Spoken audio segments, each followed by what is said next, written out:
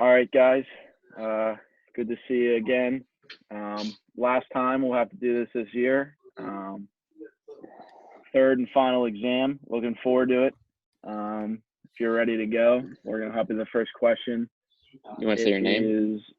I'm Kyle. For those of you that don't know, and our listeners at home, thank you to PBS for taking care of this and funding this.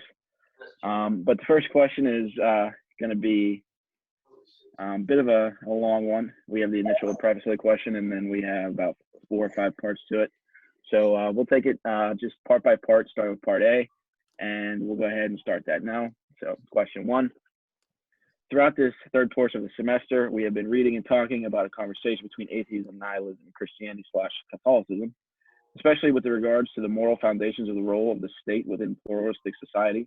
Pluralistic secular society proposes radically differing views of the world, i.e., visions of order and good and evil, and how horror and beauty. These competing visions of the world collide with one another and threaten the unity of the human communities of the state, especially when incommensurable visions of the world are reified in the form of a law. So that's sort of the first preface of it, sort of giving some background, talking about what we have in the class.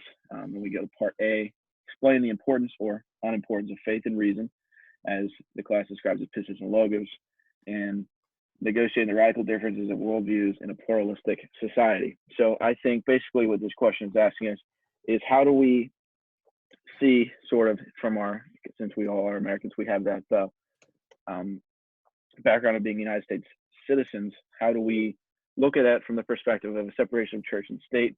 We have so many differing worldviews, whether it be politically or religiously within us, and how do we sort of see that in our society where we have so many different opinions? How do we sort of see the importance of faith and reason within the differing perspectives, and how do we sort of come to, even though there's so many different perspectives, one greater whole as the country, in the country? So anybody have any thoughts on that? I mean, not everything in different countries is based on religion necessarily. It's based on laws because people obviously aren't all religious, but the people that are and the people that follow the laws, basically everybody, they all follow the same set of like rules or other types of morality, like like based ones like don't steal, don't kill, all the stuff that's harmful to society that could hurt individual countries. So they all follow those types of rules. Mm-hmm. Well, I think that's interesting because for us, like, say I'm someone that's non-religious and I sort of still observe that golden rule of do unto others as you would do unto yourself, and just basically treat others how you would like to be treated, right? But there is a religious foundation of that in Christianity. Certainly, that's from Jesus. So, how do you think that, even though we might not relate them necessarily to religion at the moment, how is religion sort of really a background for a lot of moral standards that we sort of set legally within our country specifically, or any country? Wait, so are you saying like how is like religion factored into like lawmaking? Is that what you're saying? Or did I Well, what misinterpret is that the completely? importance of faith and reason? So, like, I would argue that it's important because the standards, whether people would like to recognize them or not, are mostly based in religion. Whether people observe that or not, like I just said, the golden rule is something that comes from Christianity, and I don't know the specifics, but I know for a fact it's taught in other religions as well. But even though we might say, we teach in our school, it's a public school, it's not a Catholic institution or a Christian institution, but they would definitely say, hey, you probably don't want to be kicked in the shin, don't go over and kick him in the shin, right? But there is sort of that religious background to it nonetheless, even if it's a little bit hidden. So I would say that faith definitely plays a significant role in the way we sort of shape what our standards are for what the world is today. Yeah, I agree with that, but kind of like a flip side to it, we see like as the world like progresses, like the role of religion and faith and reason just in general is kind of just like diminishing. So even though a lot of like founding principles and like core principles at the heart are grounded in faith and reason, we see as like we evolve as a country how like little like religion, faith, and reason really mean as bills get made or as decisions get made. It's kind of like just taken, goes to like the back burner. It doesn't really matter now compared to like long times ago. Anybody else want to chime in on question A, or do we want to move on? Because I think that one's pretty thoroughly explained. I agree with you basically. Not as much as with Dante, but I just believe that there is that foundation of laws created by religion from a long time ago that everybody follows, no matter if they believe in religion or not. I mean, it's just there. It's how we grow up. It's how we learn everything, how we're taught everything. So it's always going to be there, even if we realize it is or not. Yeah, I agree, and I would just say there's just a basic level of importance, even though, as time has continued on, and I know Wachs specifically referenced like that spectrum that he would bring up on the board. It just sort of like from basically the modern or like a before Christ era to modern, and basically the diminishment of faith and reason or the split of the two. But I think we went over A pretty well. We want to move on to B. What is the human person, and should he, she be afforded universal, inalienable rights that ought not be violated? Well, for me personally, there's the Constitution, and I believe in that pretty thoroughly. And that states, I'm sorry, I'm not going to quote the Constitution. This is a Constitution, a Declaration of Independence. I'm going to quote the Declaration of Independence, which is, "We hold these truths to be self-evident, that all men are created equal, and that they are endowed by their Creator with certain unalienable rights, and among these are life, liberty, and the pursuit of happiness. That to secure these rights, governments are in institution among men, deriving their power from the consent of the governed, and that whenever any form of government becomes a destructive of these ends, it is the right of the people to alter or to abolish it and institute new government, laying its foundation on such principles and organizing its powers in such form as it to them shall seem most likely to affect their safety and happiness." So, So you believe in in short, inalienable rights, is what you're saying? in short, I'm going to go with yes. Okay. Glad we got that clarified. But I think that's I think the importance of it being in the Declaration of Independence, though, and the reason I even bring it up, I mean, because obviously before I read all of that, you kind of inferred what I meant. But I think that it's an idea that, even though it's being referenced now, that was written in 1776. So it's an idea that's been around for quite a while. But it's really only been an idea that's really been realized within the last, from 1776 to present. So I think that it's I do think that it exists, but I think that for a large portion of history, I think it has not existed. Women used to not have rights, so What do you sorry, say? Lily. No, you're good. Women didn't have rights. So Well, that's certainly true. So, like, for a large part of that, so we're going on 200 something birthdays with the United States, but not for all of that time have we seen slavery been abolished, and only in 1921 do I believe that women were afforded suffrage or the right to vote. So it's become a more modern idea that was, first put into significant writing in 1776. But I think we're living in really the common era of that idea being sort of accepted widely. Yeah, I feel like everyone like deserves rights, obviously. Like, I don't feel like any specific person has the right to say that someone else shouldn't be equal. Like how back in the day, like women didn't have rights. Like just because like someone said that they shouldn't have rights, like that doesn't make any sense. Okay, yeah. So I think fair to say we're all in agreement. We all get inalienable rights that are universal, ought not be violated. But I think the more interesting question is, what do we define as those universal, inalienable rights that ought not be violated? I believe that they described it as life, liberty, and the pursuit of happiness. Yes, but that's also just the United States too. So Yeah, so it's not universal. It's just there's the many United other States. countries. Okay, but like Well, the point I was getting. but I'm there saying is that's we like a kinda, loose interpretation of it yeah, to like we're sort of kind of fit in putting those this, three categories. yeah, like we're kind of in this like debate now in like America where it's like, well, what is a universal right? Is healthcare a universal right? You're asking me. I don't see No. why that's relevant, but No, okay, no, go that's what I'm ahead and saying. tell me No, why it is or isn't. Go No, ahead. that's what I'm saying. Like I think it's easy for everyone to agree with that there's certain rights that we all have.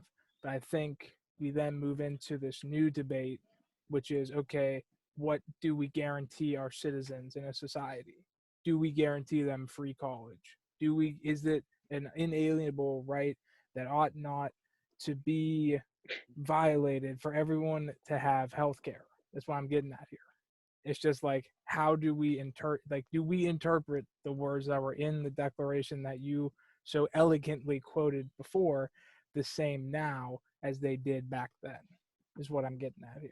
So, I mean, that's within your personal interpretation of it, and then I think it's up to become some sort of elected consensus that you would see come into Congress, and as of right now, has determined that healthcare is not a universal right, and until there's some sort of legal backing to it, I won't say that it is or isn't. But I don't. I think it's best I can do to answer the question. I would say that as long as there's not some sort of legal backing, where I mean, so your ideas and my ideas, we vote on those ideas. We send people to Washington D.C. to decide on those ideas, and when they come out with some sort of legal consensus, then I would recognize whatever they recognize. But as of right now, there's no backing or foundation to say that healthcare is or isn't a right. So I would say right now, no. Not even just healthcare, just everything in general in different countries is all different. Someone could be rich, someone could be poor. The poor is treated just horribly and has no rights, and the rich see that they have no rights, but they don't do anything to stop it. So it just depends where you are. I know that there is the separation of church and state, and that's been a more 21st or late 20th century idea that we should sort of continue that separation. But nonetheless is the fact that the United States was founded by Judeo-Christian people, and that has left their mark on the framing of the society that was made in the late 1700s. And basically where I'm getting at with that is that what we sort of come to expect with it is sort of the layout that's put in the Bill of Rights. I think that's sort of the first 10 there, I think, is sort of the set that you get from a Judeo-Christian background. I think that's what they set down as the first 10, was really like the foundation for what those unalienable rights were, if that makes any sense. I think that when you set down the first Bill of Rights, I think that was the first document that we've really seen that was, up to a legal protection of the person. And I think regardless of what your stance on any of the amendments are, I think that first 10 of the Bill of Rights, I think that's sort of the loose backing of recognizing those unalienable rights. Does anybody else? Well, what are you thinking? You look like you got something to say. I don't. I'm pretty sure Kyle just covered everything that could possibly be covered. Yeah, I think Kyle got it. Okay, we're moving on to number C. Number C. I don't know this one. So all right. If society no longer recognizes a transcendental source of source of values and moral authority, how can society prevent a capricious majority from violently imposing order? I gotta look up the definition. Yeah, let's do some looking up of these words. Capricious. Capricious son. Given to sudden and unaccountable changes of mood or behavior. Wait, is that capricious or Capricious. transcendental? I mean, read that back one more time for me. Capricious. Given to sudden and unaccountable changes of mood or behavior. Okay, so I think what the question is asking is, without a defined set of values, how do we stop, someone just from swinging in and sort of changing how things are run quickly. And I think that's what the capricious word that I've never heard before in my life, and what it's hinting at is it's quick and, like Ian said, mood swing. So like sort of how does that quick change go back and forth? So I think, how do you see, like, I mean, in my head right now, I'm just comparing it to like sort of like a power vacuum that you might have seen in the Middle East, and the institution of like a terrorist group or dictator that kind of just swings in and takes control. So I think in a society such as ours, how do we cope with the fact that we are becoming less and less inclined to follow the Bible or something of that nature, which is just a moral sort of code? I think that's Well, if you're like, I understand if people are losing interest in religion over time, but there's still that foundation of morals and values that everybody follows, even if they don't understand where it originated. I think they're always going to be following the same laws. And if somebody would come in and try to disrupt society, I don't know how we would deal with that. Like if you're using, for example, Hitler in Germany, some of Germany didn't agree with Hitler, but he still became chancellor and did everything he did. So how Right. did those people? How could they have stopped anything that he ended up doing? They didn't have a chance. Yeah, I feel like if someone wants to do something and they have the power, they'll just do it. I don't think you can really stop it, especially if there's no like transcendental source of value or moral authority. Okay. Well, I would say that it really is sort of, and I don't want to keep sounding arrogant with the United States, but I think that with the United States, I think there's a very fair set of the quote checks and balances that sort of prevents a Hitler-like rise to power, because there's several different bodies that would have to really go through. But I think from a more cultural standpoint, how do you deal with that? I think it becomes more upon the legal code, because if there's no laws, that basically is just anarchy. There's not really much to deal with, or much you can do to stop that. But that's why you have police and law enforcement checking that moral code and making sure things do not decree into anarchy. But I would say that I think the legal code becomes more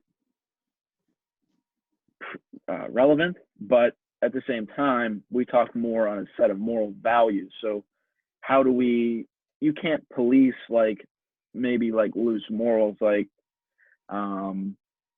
what religious, like since the 1960s, we've seen a rise in like single mothers, right? And broken homes. So while that, and I'm not going to say that's illegal by any means, but we have seen a rise in that. So that would be, against a Christian perspective, right? Where you're looking for, no sex before wedlock, and you want sort of a family unit. But I think there's like no way to enforce that. And I think that as we've strayed farther away from a more religious backing, we've seen, a more of a rise in things, like I said, like the single motherhood rate, which, good or bad, is part of that more of a cultural liberalism that has grown the last 60 years or so. I mean, like you said, our government specifically has multiple forms of like ways to pass bills and different bodies of the government. So it's like a checkpoint basically for each law passed and everything like that. But not all governments are set up like that, like dictatorships.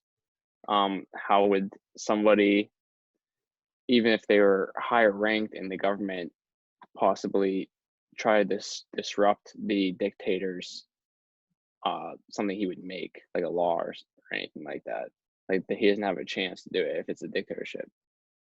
Well, yeah, that is an unfortunate circumstance for anyone in that situation. My heart goes out to them. But when you're put in that situation, that's sort of how it is, unless there's some sort of massive coup of power of the masses. But that's pretty difficult considering people largely unarmed. But I'm not really talking about an uprising or anything of military value, but I think more of a societal value standpoint. Like I said, maybe the use of like recreational drugs. We've seen that become more relevant lately, especially as we've seen states actually legalize it in the United States. So while that might not have been more morally accepted 60 years ago, we're at the point where, yeah, okay, we can legalize it, we'll tax it, we'll make revenue off of it, right? So I think it's not so much like a violent change, right? Like a government house change. And maybe I was on the wrong track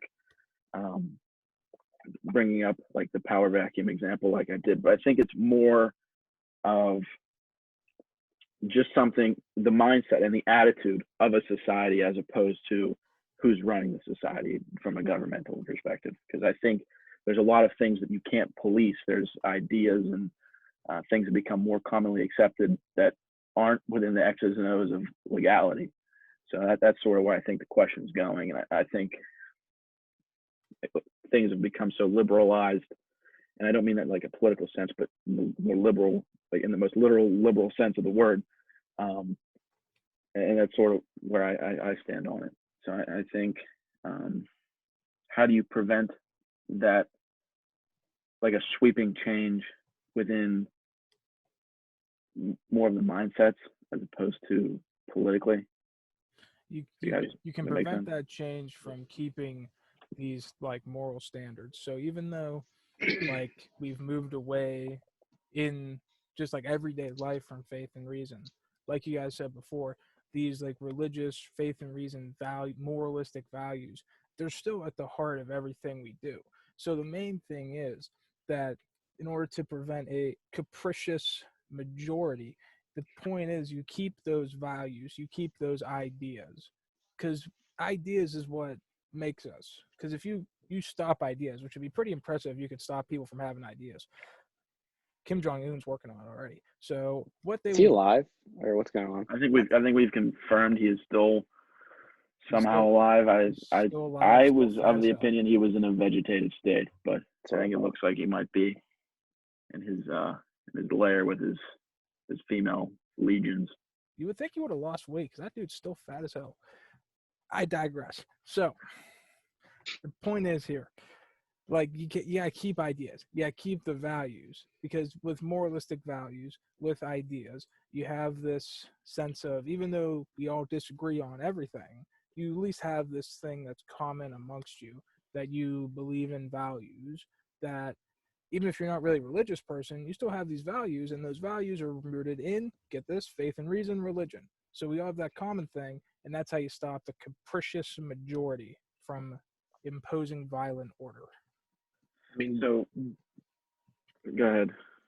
I was just gonna say, just to add on what you're saying about the values. I mean, everybody's values, although we all have these values, they're all different. So, like, there's a lot of people out there that feel that they deserve more power. They want to fight for that power. And the only thing that prevents them from fighting for this power is the set of laws that we have, that other countries have, and so forth. So, without those laws, I think really it would just turn into a mess because everybody's going to try to get that power that they all feel they deserve.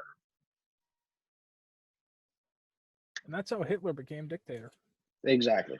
Dude just All came out right, of nowhere. He was a so crappy general. Next thing you know, he's running Germany. It's like, whoa, where'd this guy come from?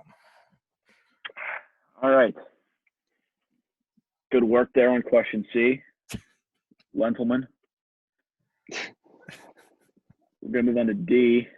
Are morals merely subjective opinions and tastes, or by what standards can moral action be communally agreed upon? So I think this level of agreed upon is reached just sort of subconsciously through basically how standards have been taught through the last 150 years, I'd say. We call it a common era.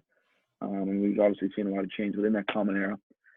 But I think that there's been a lot of religious backing to, even like I said, in public schools, where it's not a Catholic school. I think a lot of what the basis is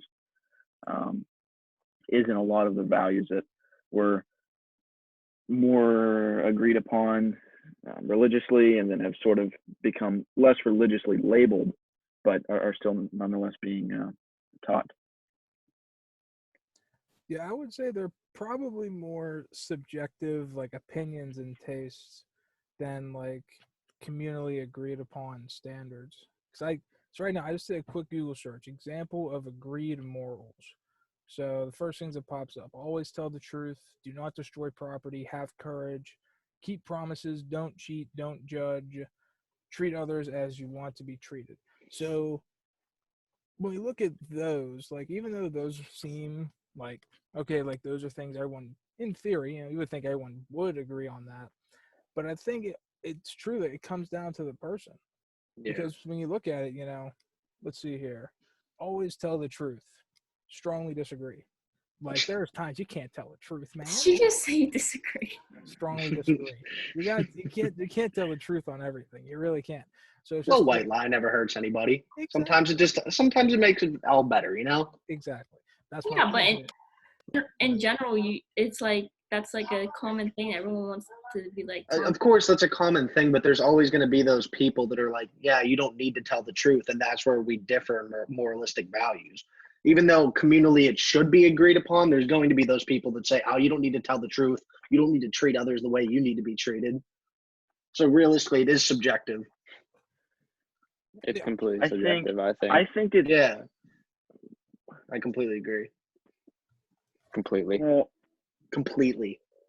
what I say with that is, I think it's subjective to a point, but I do think that there is sort of a communally agreed upon, because you see it with what you said, like you know that it's right or wrong, you just decide not to do it, right? So like The tile. you recognize that one should probably tell the truth, but it's to what end, right? So can I slip past it? Or I just think that what right or wrong is, I think it becomes subjective on the level if you're going to follow what right or wrong is, as opposed to what is right and wrong. Yeah, I agree to that. Yeah. Everyone's gonna do whatever they want to do. It don't matter if they get in trouble or Exactly. not. Exactly. Okay. So what you're saying is you should always tell the truth. Hold on. Well, this is No for you. what? E. To what degree do the answers to the previous questions depend on whether reality is, at its heart, absurd or ordered? So, in your opinion, do you believe reality is absolutely crazy? I'd have to say no. I'd have to say it's pretty ordered. I'd say right now is a pretty good example of why it's ordered. Everyone's at home right now, and if I could, I'd be a Chipotle. But I think that there is a level that we've seen the world become very tiered, very, very organized in its own way. I would say that because of that organization, we agree on what mostly of what we've agreed upon through A through D, and that there is basically a communal standard, and regardless if you choose to follow it or not, you know the right or wrong of it. So I would say yes, it is very, very ordered. Yeah, I think it's all based on the order of society, although some of it might be absurd to some people specifically. But yeah, like you said, I believe it's ordered. Yeah, I agree that it's ordered, but I can understand how people would view it as absurd, especially for those who are of different cultures. Because like if you go into like a different culture, you're gonna view their set of moralistic values and their set of this or that, whatever it is, like much differently. You're gonna be like, that's pretty absurd. Same thing if someone, comes to America, they compare their cultural values, their moralistic values to ours, and they kind of get, they're like, this is kind of weird. Whereas when we look at our own society, we're like, yeah, this is, this is a pretty ordered system. Like, we understand everything. This is how we do things. Like, we get the basic gist as to why it is that we do these certain things, and then we at least do our best to do it. I'd agree that seeing things that are foreign to you would be absurd, but no matter what society you're in, whether it would be ours, where we see a democratic republic, or we see the Democratic People's Republic of North Korea, where while it might seem absurd to us, lights are turned off at 8 o'clock, and if you don't weep in excitement when you see Kim Jong-un, you'll be shot. But I think that there's still order there. Even though it's a foreign order that you don't completely understand, that might seem absurd, I still think that there is a level of order, and I think that's how we determine our reality. And our reality, no matter what, is structured, no matter what situation you're in, unless you live out in the middle of the woods and you don't talk to nobody. So I think no matter what, there's an order in any society. Yeah, I agree with that. Yeah, I agree as well. It's like, I agree, but just looking at it from the cultural perspective, like I think North Korea is semi-ordered, but like if I go there, I'm just like, well, first my first thought is, why the heck am I in North Korea? And then I'm probably just like, this is a little bit absurd, but I understand that it's ordered. Why am I North Korean? Why am I with Seth Rogen? It's just that if what doesn't seem to order there in your perspective is very much ordered from their perspective. So no matter what, it's still ordered. Bingo bango. Okay, well, I think that was a really good discussion on number one, and I think we kind of went through what was really the gist of the class. There was sort of breaking that down. I think that was intentional. Number two, this is going to relate a lot more to Chesterton's The Ball and the Cross. So if you guys are ready, I'm going to go into that. Building upon the discussion, discuss the visions offered within The Ball and the Cross. Specifically, how are the above questions answered within Chesterton's novel? In other words, explain The Ball and the Cross as an approach to rhetoric, religion, and society. In the penultimate chapter, Chesterton's questions: A, which is more mad, the world or the church? And B, whether or not the world can stand on its own. Along these lines, discuss how Chesterton's answers to these questions. Do you agree with him? Why or why not? Well, I think firstly, we should identify sort of the story of the book, starting from the beginning. And then once we sort of go through a brief synopsis of it, sort of dive into the second part of question number two. So we open up the first part of the book with two characters on a flying vessel of the nature I am unsure. I preferred to envision the Flying Dutchman from SpongeBob, as I thought that made me laugh. But we're introduced to two characters. We're introduced to the professor, which is named Professor Lucifer, and we have Father Michael. And I thought that the name Professor Lucifer was extremely interesting for Chesterton to choose for a variety of reasons, but mainly in the transition of how we switch from Lucifer and Michael to McKeon and Turnbull. And we start with being introduced to them with Professor Lucifer growing tired of the dialogue between him and Father Michael about his faith in religion. And Professor Lucifer is also an atheist, not believing in God. And so with that, I thought it was interesting that he chose Lucifer as being the opposition to Father Michael, which if you know the background to Lucifer, that's the loose translation of Hebrew, which is morning star, which was the angel that was basically banished to hell by God, which became Satan, which is interesting because we are sort of first introduced to the idea of Satan in Genesis chapter 3 of the Bible, which obviously McKeon is a Catholic, so it's relevant to tie things back in with Christianity. So in Genesis chapter 3, we sort of see our first hint of Satan, which is obviously the temptation of Adam and Eve in the Garden of Eden. So we can determine, because we had not seen in chapters 1 and 2 Satan, that during between chapters 1 of Genesis and chapters 3, we see some sort of angelic uprising or angelic revolt led by Lucifer, who was a very high-ranking angelic figure in God's heaven at the time. His son. Eventually, we see in Isaiah chapters 14, verses 12 through 15, we see, "How have you fallen from the heavens, O morning star, son of the dawn? How were you cut down into the ground? You mowed down the nations. You said in your heart, I will scale the heavens above the stars of God. I will set up my throne. I will take my seat on the mount of assembly. In recesses of the north, I will ascend above the tops of the clouds. I will be the most high.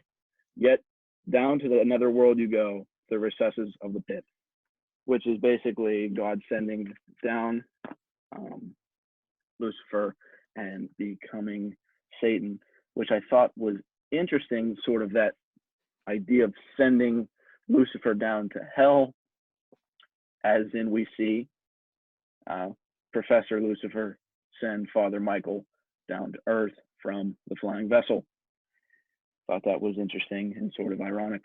But as far as the story, it sort of kicks off from there. We see Father Michael briefly pass Evan McKeon, who is a devout Catholic, as I previously mentioned. He sees James Turnbull's newspaper, which is, I believe, simply just called The Atheist. And when we see that, we see then Evan McKeon throw a rock through the window, and then subsequently both end up in court, sort of deciding what's going to happen. And that's sort of our initial confrontation between the two, and what's basically a prolonged argument about Christianity and atheism. Obviously, we then see McKeon challenge. We then see McKeon challenge Turnbull to a duel, in which Turnbull declines, so they both end up being peacefully released from prison. And then soon after, we see Turnbull say, "All right, let's get froggy here. We're going to go for it." And then they end up going to get swords and duel secretly. So I think, and that sort of sets them off on their journey. They eventually, argue their way all the way to the asylum accidentally, and lost in the scuffle of their argument. And that sort of wraps us up towards the end. So I think that's the main question of the story. And if anybody else would like to chime in, feel free. My throat is getting very dry. If you like it says at the beginning of the question, how is his novel related to the questions above, which all the questions above were based on morality, religion, maybe not religion, and whatnot. But I think that his basic purpose for writing the book is just to try and show how there's differences in worldviews, such as religion and non-religion, and just in general among people. But there's always a way to rejoice together, no matter what your views are. You still have some form of like comparison between the two, similarities. I mean, you have your differences, obviously, but I think he wants to show that the similarities will overrule the differences at times, and that no matter where we're from or what we mainly value, that we all have the same background of values and of morality. So in a way, we're all kind of the same, but there's obviously opinions that grow in different people that push them away from those similarities. Well, I think that a really big point in this is, while these guys start off rather violently, first bashing the window of his newspaper, obviously McKeon to Turnbull, and them starting to duel with swords, they ironically sort of become friends throughout the book in their pursuit of escaping going to jail. So I think it ties into, in, as I think, what question is it? I think it's question 1A, the pluralistic society. I think that is sort of a small micro example of the pluralistic society and how it can, obviously get along, searching for the common good. Now, obviously, the common good for McKean and Turnbull was just escaping going to jail. But as a society, looking for an overall good, I think that it shows that everyone can get along and that our differences are lesser than what actually brings us together. Yeah, if you go back to like Chesterson's Orthodoxy, where he talks about how the whole world is beautiful, everything in it is beautiful, including the people in it, it shows that unity is possible, even though there's two different viewpoints completely. And even though they didn't agree at first, they did reconcile by the end. Yeah, so I want to add on to that because in my research paper, I talked about abortion, and I kind of just the main thing I was talking about was people are entrenched in their own view that they don't even care to hear other people's views. Now, it kind of can relate to what we're talking about here with McKean and Turnbull. You see two people who are extremely passionate and big on like what they think, what each individual person thinks. Like they're very much entrenched in their own views. And then you see both of them, they kind of like, as like they're dueling it out, they kind of like, they're semi-ish, kind of like becoming friends with each other, like understanding like, hey, like you see it this way, I see it this way, two opposite ends of the spectrum, but we can still disagree, but still be friends. And still like have just like an understanding between each other and respect each other's opinion, even though how different they are and how like catastrophic it could be if one's view took over the world. We can still have that understanding between each other that we can at least attempt to rationalize it out and like come to a consensus, as opposed to me shouting at you or you shouting at me that my opinion's better and your opinion sucks. Just coming together and unifying and just understanding each other and respecting one another.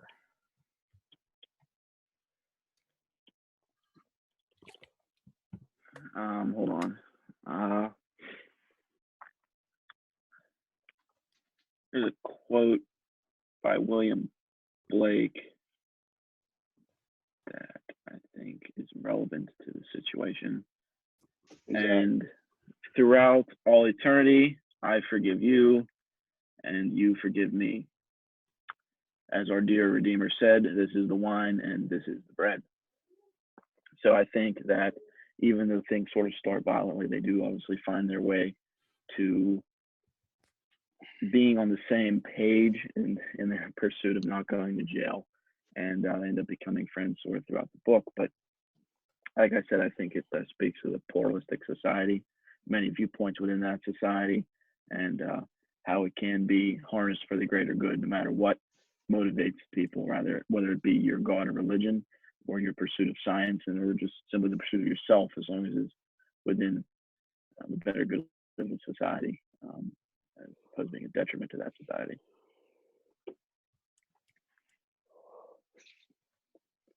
What was the last part? There's a part B for question 2, or there was an A too. Yeah. Read those ones. So you want to, which is more mad, the world or the church? You wanted that? Yeah. All right. So which is more mad, the world or the church?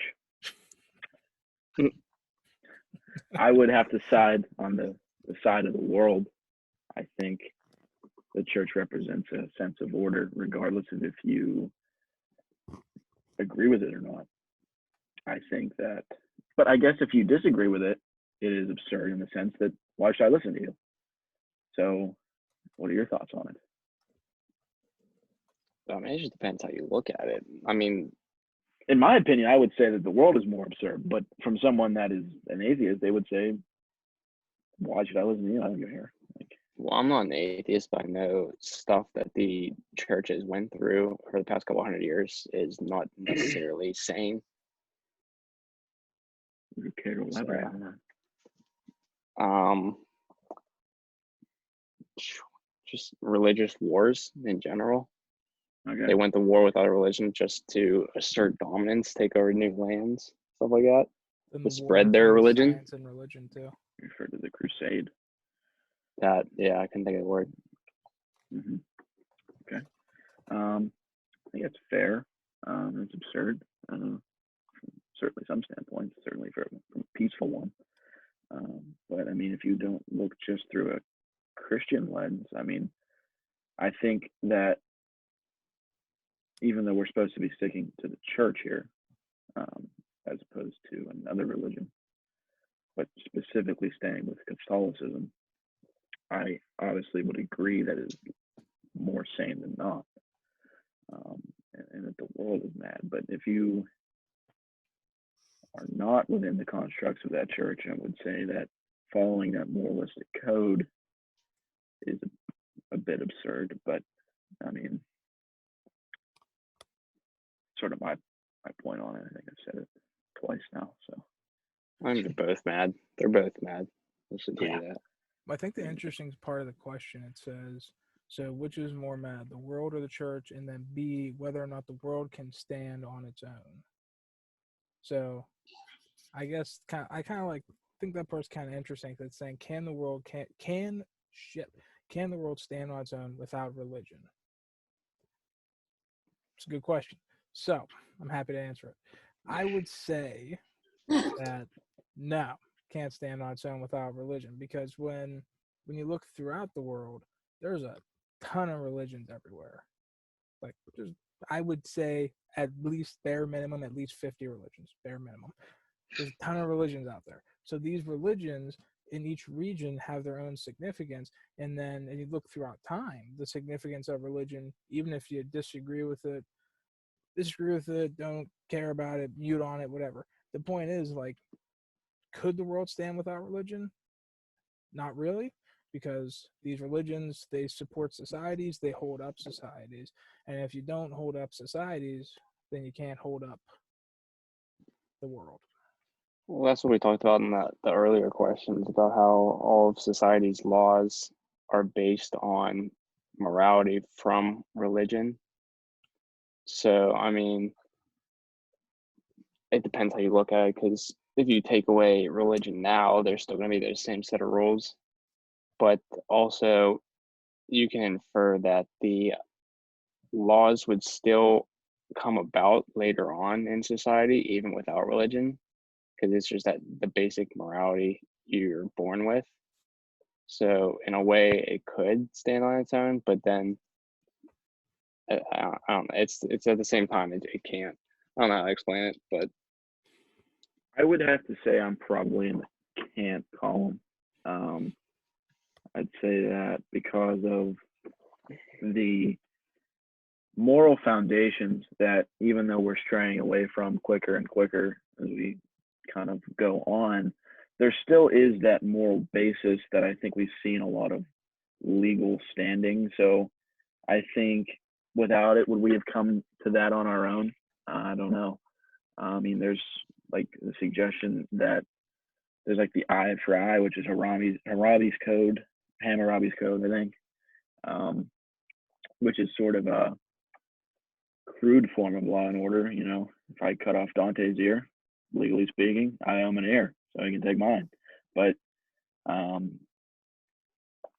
I don't think that we would see as complex of a society without religion. I think now, if you took it out completely, I mean, I'm not sure too many people would be far off of what they are now, but I do think that there's a lot of moral basis that we would see changed if you go back in history and there's no ideology or no rise of Christianity, which we've seen in the last 2,000 years. 49 minutes. yes. Is there Anything else? Yeah, there's the last part. There's the last part. It says, along these lines, discuss how Chesterton answered these two questions. Do you agree with them? Why or why not? No, okay. You just forgot a small part. Didn't see it. But he kind of showed both parts through Turnbull and McKeon. Right. I think he was trying to touch on all the bases of both, and sort of how the world within the story occurs, which is just in England, sort of spirals into chaos, and that's really why these two guys become so wanted, and they're not allowed to leave the asylum, is because they've really stirred up quite the uprising.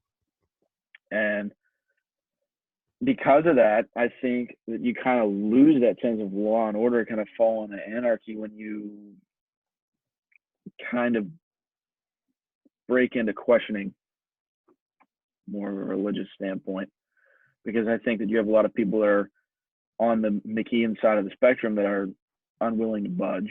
And then you have a lot of people on the Turnbull side that are also unwilling to budge. And I think focusing on that difference, and obviously these two questions, is sort of what caused that breakdown and anarchy that we kind of saw, because these two guys were feuding, and then in turn it kind of went mad altogether.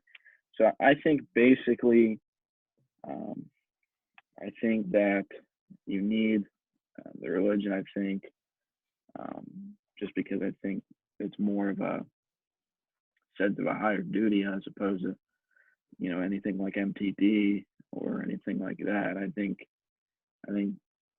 there are a lot of people, if they choose to accept that, that is their vice. But I think as long as there's not that clash, I think you actually find people working toward, like I said before, you have the two guys, they want to escape prison and they end up becoming, pretty good friends because of it. And I think as long as there's more of a common goal to look forward to, you find yourself in less of a situation where you're turning on each other. And I think that's sort of how that's answered. You down with MTD? Yeah, you know me. On that note. Alrighty then. Well, it's been a pleasure this semester with all of you. Don't know any of you outside of class, but I'm sure I'll see all of you this summer around. And I hope everyone has a fantastic summer. And I enjoyed working with all of you. And Dante, if you're ready to end the recording, you go ahead and do so.